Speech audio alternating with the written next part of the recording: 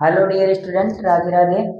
यहाँ पर एक अपवर्तन की घटना मैंने दिखाई है। ये माध्यम फर्स्ट है, ये निर्वात है तथा दूसरा माध्यम क्या है, कांच का। ये प्रकाश की आपतित किरण है तथा ये अभिलंब है। जब एक माध्यम से चलकर किसी दूसरे माध्यम में प्रवेश होता है तो प्रकाश की किरणें क्या होती हैं, विचलित हो जाती हैं, अपने मार्ग से भटक जाती हैं।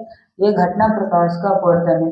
यहाँ हम देखने वाले हैं निरपेक्ष तथा सापेक्ष अपवर्तनांक। प्रकाश एक माध्यम से चलकर किसी दूसरे माध्यम में प्रवेश करती है या प्रवेश कर रहा हो तो sine i upon sine r यानी आपतन कोण आई और अपवर्तन कोण आर, अर्थात साइन, ये स्नेल का नियम होता है, एन बराबर क्या होता है, sine i upon sine r. आपतन कोण आई की ज्या और अपवर्तन कोण की ज्या का नियतांक एन होता है, जो स्नेल का नियम होता है। तो साइन आई और साइन आर किस को पहले माध्यम के दूसरे माध्यम का सापेक्ष अपवर्तनांक कहते हैं। तो पहले माध्यम का दूसरे माध्यम के सापेक्ष अपवर्तनांक कहते हैं।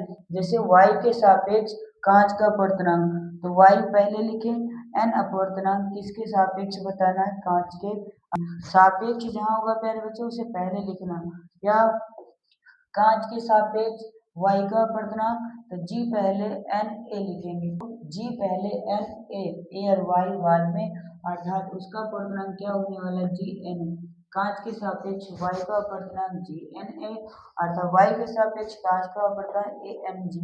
जब प्रकाश एक माध्यम से चलकर दूसरे माध्यम में जा रहा है तो sine i upon sine r को पहले माध्यम के दूसरे माध्यम का जो अपवर्तनांक होता है उसको हम सापेक्ष अपवर्तनांक कहते हैं।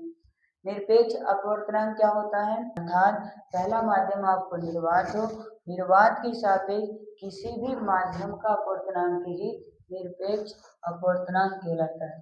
निर्वात, पहला माध्यम निर्वात हो, निर्वात के सापेक्ष किसी भी माध्यम का अपवर्तनांक क्या कहलाता है, निरपेक्ष अपवर्तनांक कहलाता है।